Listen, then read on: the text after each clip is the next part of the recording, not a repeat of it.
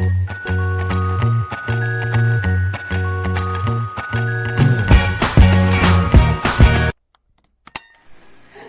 good morning. My name is Shirley-Ann. I'm a health coach. I am the owner and founder of Hepzibah Consult and Wellness, a wellness company that caters after the needs of people who want to live well, generally. Who is a health coach? A health coach is a supportive mentor and a wellness authority. I help you make food and lifestyle choices by using a personalized one-on-one approach. Because here at Hepzibah, we focus on bio-individuality. We say one man's food is another man's poison. So knowing what food works for you, why you're attracted to certain food, will help you live a better life. So the role of a health coach is not to diagnose. We don't diagnose diseases. Instead, what we do is we support. We act as a guide. I walk you hand in hand towards achieving your wellness goals. Okay? Whatever your wellness goals are, be it healthy weight loss, weight gain, treating and managing stress, poor sleep, exercising. Maybe you have autoimmune disease, you're trying to reverse it. Whatever the situation is, we got you covered. So as a health coach also, part of our roles is to help prevent disease. We call it disease prevention, health maintenance, and even disease reversal. So today we'll be talking about healthy eating. We'll explain the concept of mindful eating, the perfect diet, and why and how I am different as a health coach. Okay? So today we'll start with healthy eating. So, healthy eating, that is making the right food choices, considering one's goal. What are your goals? That's the first question. Are you trying to lose weight? Are you trying to gain weight? Are you trying to improve sleep? Are you trying to exercise more? Maybe it's a corporate wellness you're trying to introduce into your organization. Whatever it is, we talk about steps on how we can achieve the purposes. Okay? And now, food is about an individual, not the theory. It is important to understand that food is function and food is information. When we eat healthy, our cells work properly. Unhealthy food equals poor cellular function that damages the body and causes things like inflammation. Chemicals, additives. So whatever we're putting into our system, we should be sure and understand that we're giving our body an information. When we add in junk, we give our body bad information. When we eat real whole foods, we give our body the right information. Okay? And now, when we talk about healthy eating, we should understand that the quality of food we eat is what determines what we get from it. That means whether we get thin or get fat determines or is being determinant on the quality of food we eat. If you are, for example, if you're eating to gain weight, you should know to incorporate healthy fats, incorporate more proteins, but be careful because proteins actually can make us feel full. You know, understanding the tricks behind incorporating more proteins into our diet will help us maintain weight or lose weight. Okay? So now, when we talk about also healthy eating, we should consider the quality of protein, fat, carbohydrates that we consume. Because whatever we eat determines how our hormones, our brains, and our organs will function. Whatever you put into your system determines how every aspect of your life will function. Whatever you eat determines how well you will sleep. Whatever you eat determines how well and how much energy you will consume. That's what we call volumetric. Understanding the volume and the calorie density of every food that we are eating. Okay? Now, one might say, how do you eat? Well, there's no general rule. Some people say eat less meat. Some people say move more. Some people advocate for eating whole fruits and vegetables. You eliminate or limit junk. You drink up and you sleep deep. Whatever works for you. It's important to understand that the body is a biocomputer. It never makes a mistake. So when our body craves a particular food, it is pointing to what could be wrong. And that is, how do we fix this craving? Because most often people look at craving as a weakness. No, but when you crave a particular food, your body is pointing you to a direction. For example, when I'm tired and I crave sweets, that means I need to fill up my energy level. So what do? Because I'm an intentional and mindful eater, I go for dates, for example. I could go for oranges because of the sugar content, or I could eat any other fruit in order to boost my energy level. Okay? So when we understand how the body works, when we believe and trust our body to make the right decisions for us, we are on a journey to wellness. It is important to understand and note that when we say we are what we eat, we mean literally that the food enter our mouth. This is where digestion starts from, through chewing. Because for us to properly assimilate and absorb the nutrients in every food, we must chew properly. So when food enters our mouth, we chew, we grind, and we mix it with saliva. This releases digestive enzymes, which will help in nutrient absorption and assimilation. Okay, so the first point of the digestion is chewing. That's food getting into the mouth. Then it enters into our stomach, where it is broken down. The body assimilates it, and it enters into our bloodstream. And through our blood, it is where we create our cells, our tissues, and our organs. Also note that food also can affect our mood, our skin, our hair, and just about everything. So whenever you're making a food decision, it's important to know that gender, the age, and the culture of an individual is highly, highly important and should be considered. What do I mean by this? When we talk about gender, men and women eat differently. It is not nice to force anyone to eat certain food because we feel, I can actually impose that. No. Understand that women eat differently from men. Also, when we talk about the age factor, we should understand that people eat differently at different age. How we eat as babies, it's definitely not the way we eat as teenagers. How we eat as teenagers is definitely not the way we eat now as adults. And even as we get much older, our eating pattern will change. Then there is also something about eating according to our culture.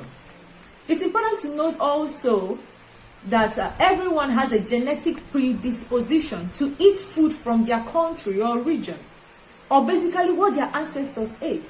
Like there is a theory called paleo, I believe. Paleo is about eating how our ancestors eat, or pagan diet, either of the two. It's about eating how our ancestors eat. So people naturally tilt towards eating what they are used to, what they've been fed right from childhood.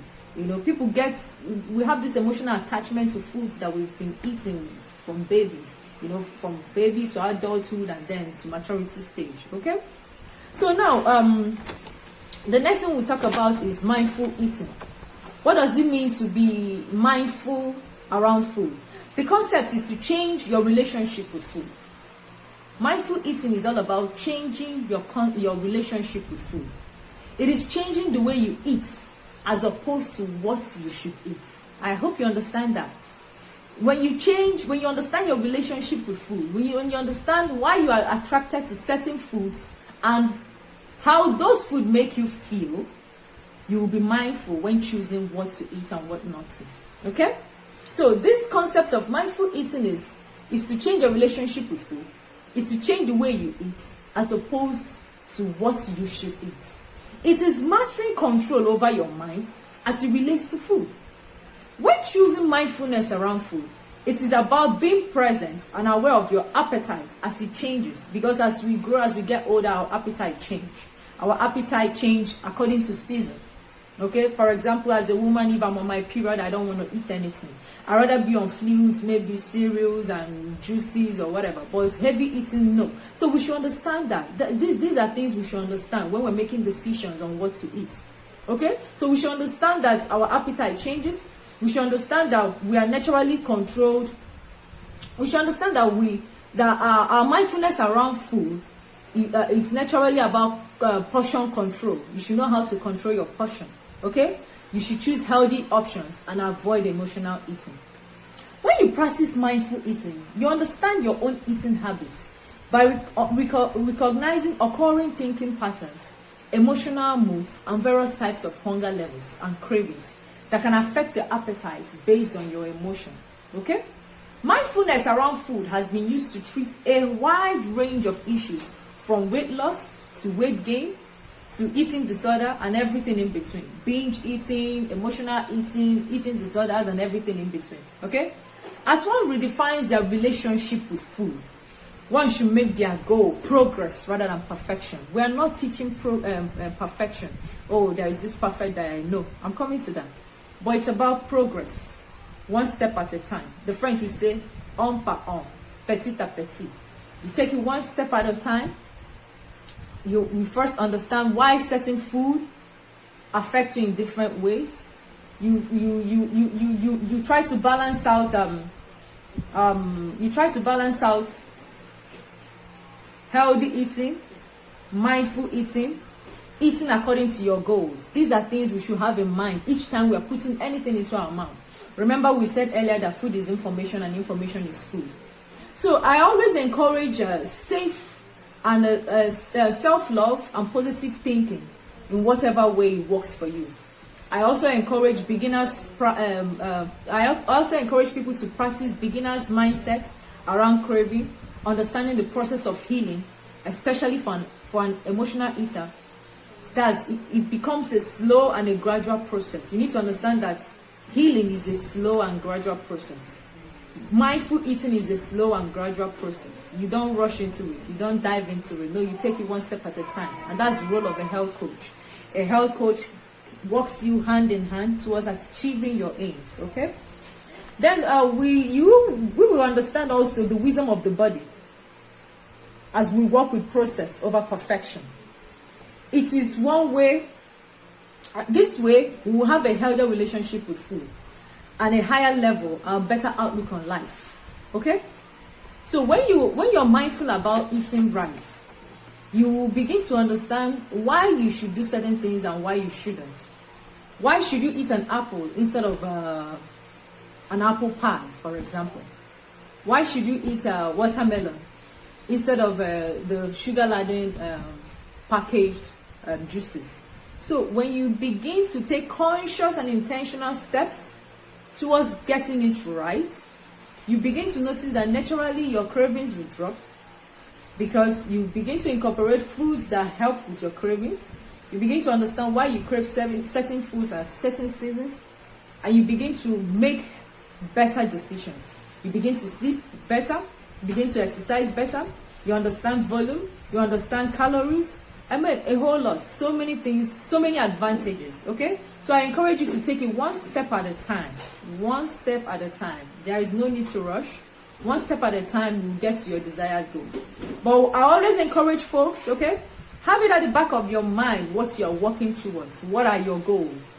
It's better and easier to set out your goals and that serve as a guide towards whatever decision you're making around food and lifestyle.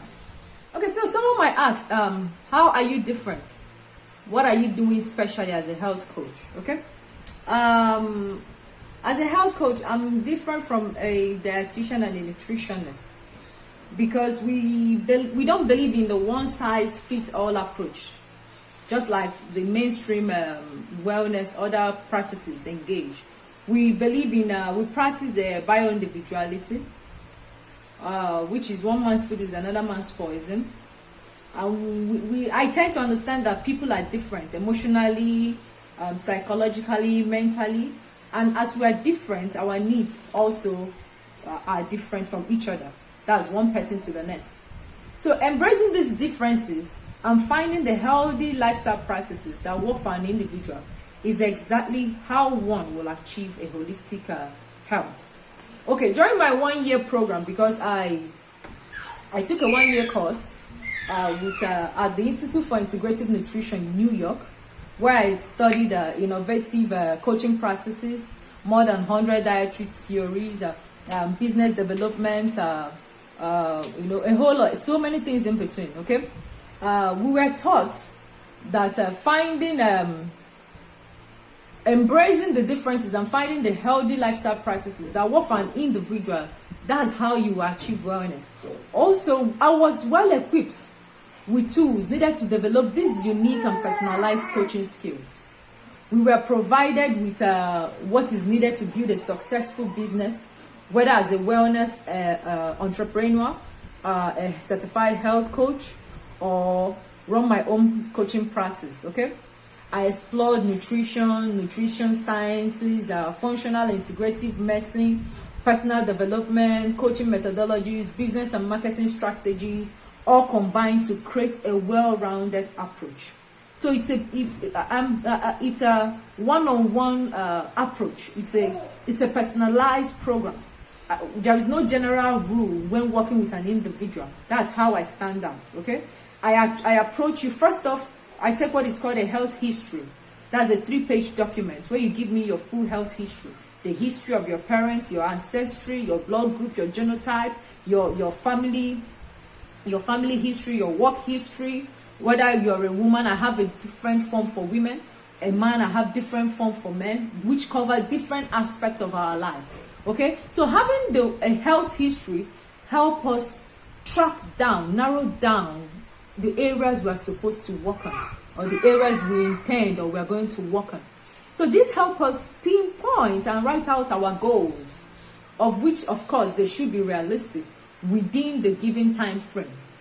Okay, so by the time this is done, we approach our goals one after the other. Let's say, for instance, at the end of the coaching section, the health coaching consultation section, which is usually for 1 hour, and we're able to narrow down that high level of stress is making you not sleep better, or high level of stress is making you add so much weight. What do? We find ways around the stress triggers to help reduce stress and then help bring down your weight. So what I'm saying in essence is this: it's a one-on-one approach. There is no magic about, okay, I have a headache, you just take a pill. No. The question around this is, why are you having a headache? We call it the functional medicine approach. The functional medicine approach is understanding the root cause of a symptom or the root cause of a disease rather than just treating the symptoms. So if I have a headache, the question is this: why do I have a headache? Why do I have it now? And what can I do differently to eradicate this headache? Okay? So instead of just popping the aspirin or paracetamol into your mouth, no. You ask yourself these questions and then you try to find your triggers and eliminate them. So it's a one-on-one personalized approach, working with your goals towards achieving our aim. Because before I work with any individual, the aims must be determined. If the aims are not determined, we have nothing to work on. If the goals are not determined and the time frame for it are not determined, we have nothing to work on. So after all is said and done, now one might ask, is there a perfect diet? There's no such thing as a perfect diet. I always encourage people to listen to their bodies. Whenever we eat food or know what works for us, thereby making our own decisions. You listen to your body, you understand why you feel certain way after eating a particular food, and then you make your own decision around food and your own lifestyle choices. Okay, so I always encourage people working with bio-individuality, which is a concept of one man's food is another man's poison, because this theory plays a big role here. You know, when we know what food we are attracted to and why, that will help us make the best decision. I hope it's been an impactful section for you, and I hope to meet you soon. Thank you so much for having me. Enjoy the rest of your day. Bye-bye.